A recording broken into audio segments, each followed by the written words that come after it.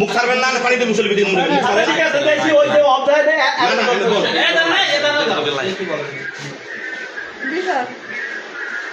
হাজি থেকে ভিতরে ভিতরে ফাঁসি কেন করে যান বিদিন ইয়া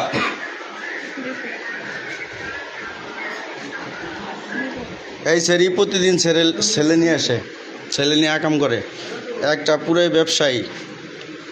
এই বাড়িটাকে একবারে ধ্বংস করে ফেলাইতেছে। আজকে ধরা খাইছে। এই দেখেন, সবাই দেখেন,